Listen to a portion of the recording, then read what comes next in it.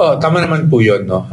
Iba naman po yung kaso na yun. Although the question there is kung ang impeachable officer ba, ayon sa ating jurisprudence, ay pwede pong masubject to a criminal proceeding kung ang prescribed penalty will come with temporary disqualification, suspension, yung mga ganong bagay. Although I don't want to discuss that matter because may ibang lawyer na naka-assign po para doon na in-engage ng ating Vice Presidente. Although I was part of the team nung time na nasa preliminary investigation stage pa lang po siya. Kaya kung naalala nyo, ako yung pumunta sa preliminary investigation with Attorney Paul Lim sa DOJ. I think that was sometime May 2025. I'm not sure about the month, no? But I'm sure 2025. I don't really want to comment na kasi ngayon nakatutok ako sa impeachment. So it will be Attorney Paul Lim that you can contact for any comments regarding yung case na yun sa RTC-QC. Sir, nag-respond na po si Attorney Ligutan doon sa manifestation kanina ni Attorney Siso. Nang sabi niya, wala namang color yun, hindi done in bad faith yung kanyang Facebook post. Ano po ba ang official position ng defense? Well, sa atin, kanina, our lead counsel, Attorney Sison, just felt the need to raise that kasi kumalat siya sa social media. I'd like to also respect, of course, si Attorney Ligutan because hindi naman siya nakapagsalita rin kanina. I think bibigyan siya ng time on Monday. So, hindi na lang ako mag-comment doon. I think Attorney Sison already expressed what she had to express earlier. I don't want to add on pa to what she said. I also don't want to add fuel to the fire. So, nasabi naman, kailangan nang sabihin, nagsalita na rin nating presiding officer. So, hintayin na lang natin sa Monday at in fairness, bigyan din naman natin si Attorney Ligutan ng pagkakataon na magsalita dahil hindi siya nakapagsalita kanina. Sir, but what changes will be made with your strategy, especially with regard to having spokespersons who are not covered by the subjudice rule, especially with the warning to presiding officer? Yung sa spokesperson na suggestion ng ating presiding officer around 2 weeks ago, I already spoke to our client, the Vice President, about it, and I think I'm free naman to disclose that she would prefer talaga that I stay on as counsel. So if ever man talagang we will just have to get a spokesperson that is outside of the legal team. Although I have to be honest with you, sa ngayon wala pa kaming nakukuha or na kinakausap man lang. Wala pa po talaga, no? Kasi naging mabilis din yung takbo ng mga nakarang araw. So this is something we'll have to explore further. But in the meantime, I'll have to stay on as a spokesperson with, of course, Attorney Gular also helping me to do the rounds. But I think we have to be extra careful lang talaga with answering. Napakahirap po talaga. I was just in an interview this morning also on one of the radio shows, and it was very difficult for me to answer questions kasi I'd like, as much as possible, I'd like to give you something to report on, but I'm tied with Rule 18 of Resolution 39, which is the rules on impeachment sa Senate.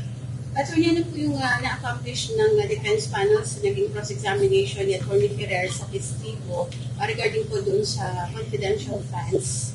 We just had our targets. We had to establish certain things. We had to establish certain facts. We had to show kung ano yung nasa notice of disallowance at wala sa notice of disallowance. But what if we were able to establish it or not, that will be up to the appreciation of the impeachment court.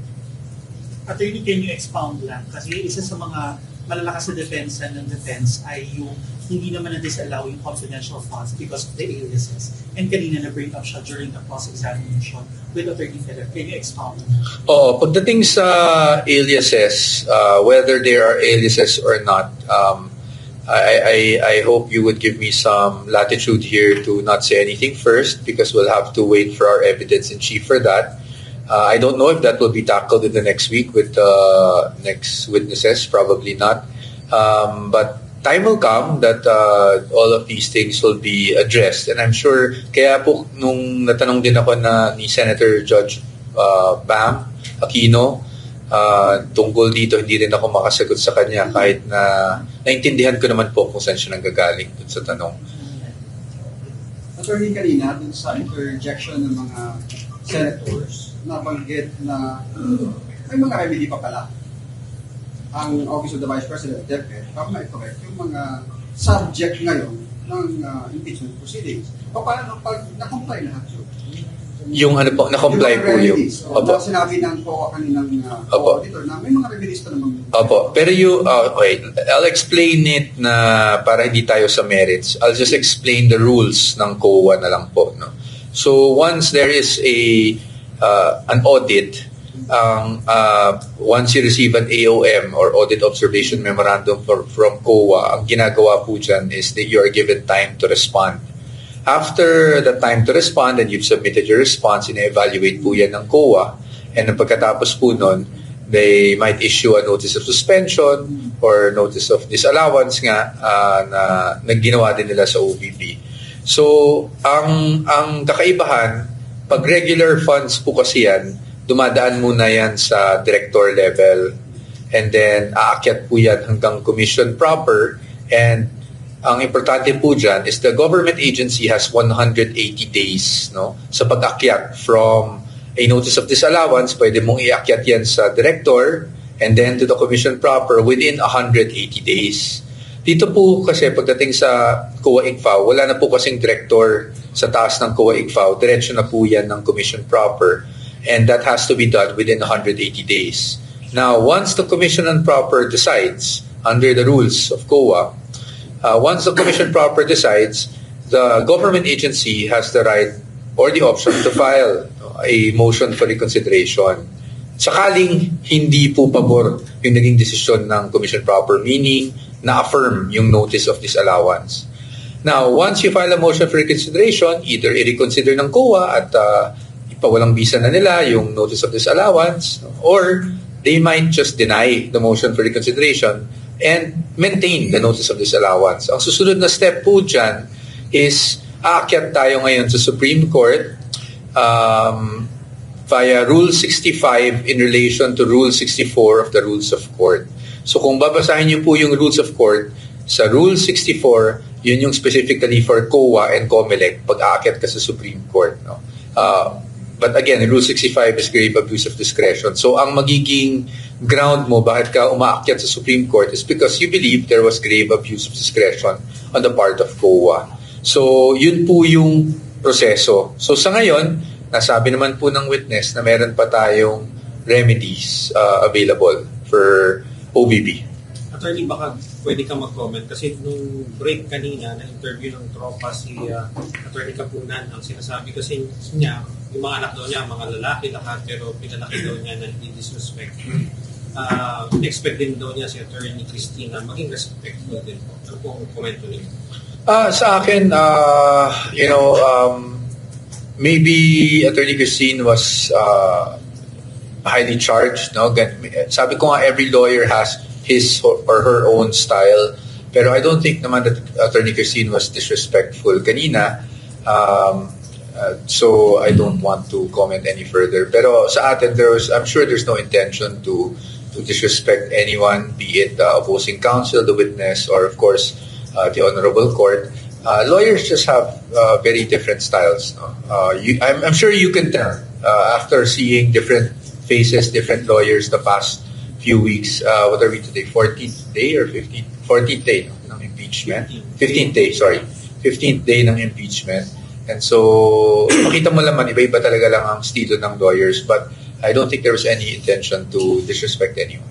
Attorney, follow-up lang. Kasi kaninang umaga, medyo parang nagkaroon ng tension between Attorney Ferrer and Attorney Kapunan. But then after the break, parang mas naging kalmado siya sa cross-examination. Did you talk to her? Wala.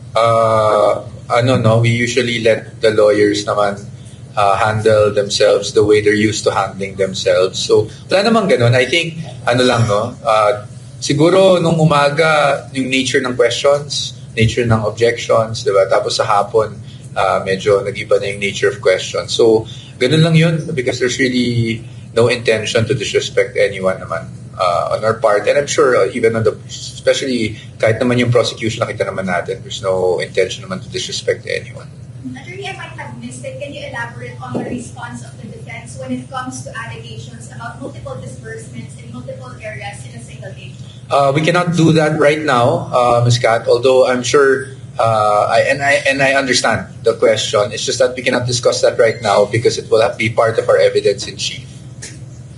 Attorney, kanina nakita namin ganito ako ni Attorney Tolosa. Pero bakit pwedeng i-share lang? Ano lang, nagkakamustahan lang kami, and of course, kasi nagsabi yung presiding officer. So, na on Monday, there will be a ruling, so napag-usapan lang namin. I want to share, and I hope Attorney Tolosa doesn't mind me doing this, pero baka kasi, I'm sure he feels the same way, na hihirapan din talaga kami when we face the media, because there's always that very thin line between saying something that's within the bounds that we're allowed to say and yung sub judice ka na. So I think we were just both sharing our experiences when dealing with the media. And as you know, kahit naman na opposite sides or opposing sides kami pagdating sa korte, paglabas naman, trabaho lang kasi lahat sa amin yan. So ano naman kami, no? We talk as, I would like to consider him a friend. Pero confident kayo, sir, na hindi kayo yung pinatutungkulan ni presiding officer na may mga violations? Sana po, I've been trying very hard, pero kung meron man akong violation, kasalanan niyo yun. Hindi ko kasalanan yun. Kayo nag-joke sa akin. Joke lang. Pero as you can see, I've been trying very hard. And ilang beses ko na rin sinabi kay Ms. Kat and to everyone na parati ako nag-apologize sa inyo kasi alam ko naman kung ano yung pinanggagalingan ng tanong niyo, kung bakit niyo gusto yung sagot, na masagot yun di ba?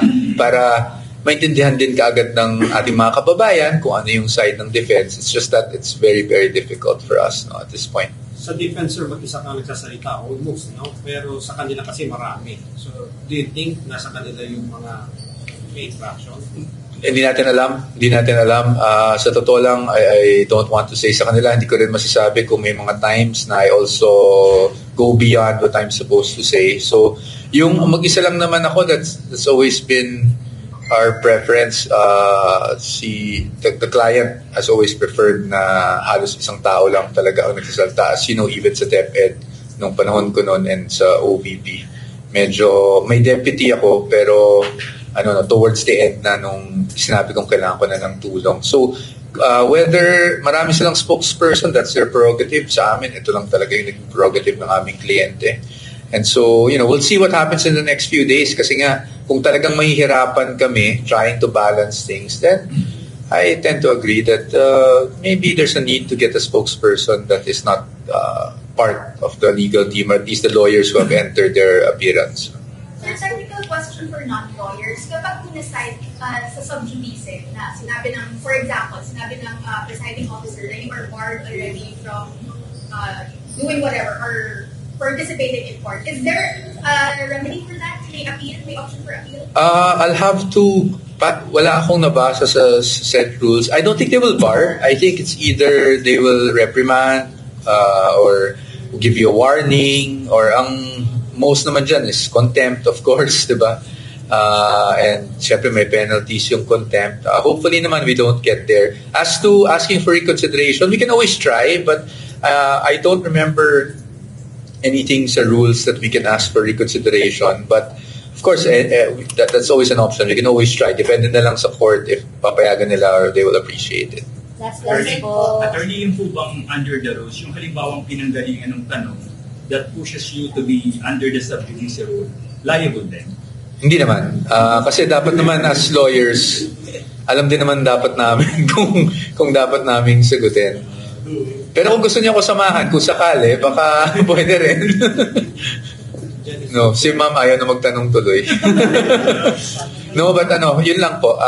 We're trying our best. I think both sides. I mean, at least, I was talking to Attorney Tolosa, and I know that we're both trying our best to stay within the bounds of the rules. Thank you. Thank you very much, everyone. See you next week.